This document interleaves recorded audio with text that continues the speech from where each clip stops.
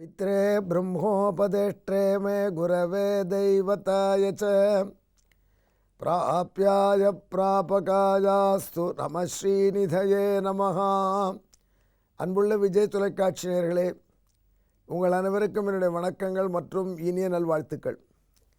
இப்பொழுது நாம் அன்னை லக்ஷ்மி தேவியின் திவ்ய சகஸ்ரநாமங்களிலே 981வது திருநாமத்தை அனுபவிக்கப் போகிறோம். மகாபாரதத்திலே ஒரு நிகழ்ச்சி பல தடவை கேட்டிருப்பீங்க.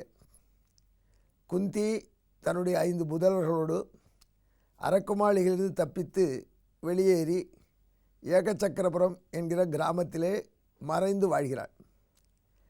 பிள்ளைகள் அந்தணர் வேஷத்தில், அவருடைய தாயாக குந்தி. ஐவரும் ஒரு வீட்டில், அந்தணர் வீட்டில் ஒரு போர்ஷனில் குடியிருக்காங்க.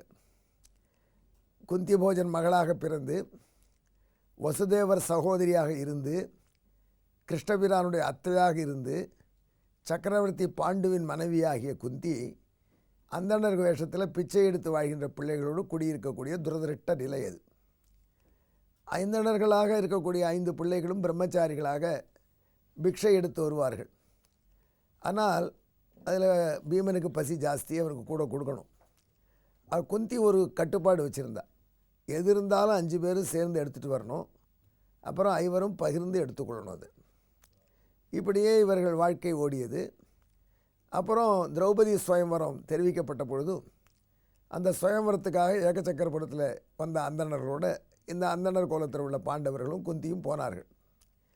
இந்த சுயம்வரத்தில் அர்ஜுனன் வெற்றி பெற்றான். வெற்றி பெற்ற உடனே திரௌபதியை அழைத்து கொண்டு மீதி 4 பாண்டவர்களும் கூட வர இவர்கள் தங்கியிருந்த வீட்டுக்கு வந்தான். அங்கே யக்ஞசேன் என்ற மன்னனுடைய ஆட்சி, அவனுடைய திருமகள் திரௌபதி. அங்கே குந்தி பாண்டவர்கள் தங்கியிருந்தது ஊர் எல்லையில் ஒரு குயவர் வீட்டில். அந்த குயவர் வீட்டுக்குள்ளே வந்தான் அர்ஜுனன். உள்ளே நுழையும் பொழுதே, அம்மா ஒரு கனி பெற்று வந்திருக்கிறேன்னு சொன்னான். அதாவது நான் வந்த முயற்சி பலிச்சு கொடுத்து பழம் கிடச்சி கொடுத்து அப்படின்னா அந்த தமிழில் கன்னி என்பதை இடைக்குறையாக கனின்னு சொன்னான். அதுவும் கரெக்டு தான் அவர் தமிழ் புலவர். ஏன்னா திரௌபதிக்கு இடையே இல்லை, இடுப்பே இல்லை. அதில் கன்னியில் நெடு எழுத்தியை விட்டுட்டு கனி அப்படின்னா, கனின்னா பழம்னு பொருள். உள்ளே ஏதோ வேலையில் இருந்தால் குந்தி, அவள் காதில் விழுந்தது ஒரு கனி பெற்று வந்திருக்கேன்னு, ஏதோ பிச்சையில் ஒரு கனி கிடச்சிருக்கு போல் இருக்குன்னு நினச்சா, வழக்கம் போல் எல்லாரும் சமமாக பகிர்ந்து உண்ணுங்கள் என்று சொல்லிட்டான். அது 5 பேரும் ஒரு பெண்ணை எப்படி சமமாக மணப்பது? ஆனால் குந்தியின் வார்த்தை அது. பாண்டவர்களுக்கும் மனசில் அந்த எண்ணம் இருந்துதான். ஆக பிறகு சுயம்வரம் முடிந்த வெற்றி பெற்ற அர்ஜுனனுக்கு திருமணம் நடத்த வேண்டிய நிகழ்ச்சி வந்த பொழுதும் யக்ஞசேன மன்னன்கிட்ட தர்மராஜர் சொன்னார், இந்த பெண்ணை நாங்கள் 5வரும் மணக்கப் போகிறோம். மன்னன் பேரிச்சு அடைந்தான். தர்மராஜரும் உங்களுக்கு பேருங்க, நீங்கள் இப்படி பேசலாமா? ஒரு பெண்ணுக்கு 5 கணவன்களா? நான் 5 பேருக்கு அவளை எப்படி தானம் பண்ண முடியும்? ஒரு பெண்ணை ஒருவனுக்கு தானம் பண்ணிட்டா அப்புறம் இன்னொருத்தருக்கு கன்னிகா தானம் பண்ண இயலவே இயலாது. ஆகையினால தர்மராஜரே, உங்களுக்கு அந்த பெண்ணை கல்யாணம் பண்ணிக்க ஆசை இருந்தால் சொல்லுங்கள், எனக்கு ஆட்சேபனை நீங்களே பண்ணிங்க, யாரும் ஒருத்தர் பண்ணி கொடுங்க. ஆனால் 5 பேரும் அந்த பெண்ணை பண்ணிக்கொள்ள வேண்டும் அப்படிங்கிறது மரபுக்கும் அப்பாற்பட்டது. எனக்கு ஏற்கவும் முடியலை.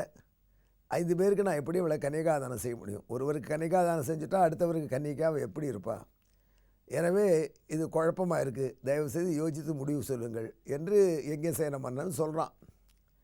அப்போ கண்ணபிரானும் சுயம்வரத்துக்கு வந்தவர் அங்கே தங்கிட்டார். கண்ணபிரான் இது யக்ஞசேனர்கிட்ட சொன்னார். தர்மராஜர் சொன்னால் அது கரெக்டாக தான் இருக்கும். அவங்கள்ட்ட ஒரு விரதம் இருக்குது, அம்மா சொன்னது மீறக்கூடாதுன்னு.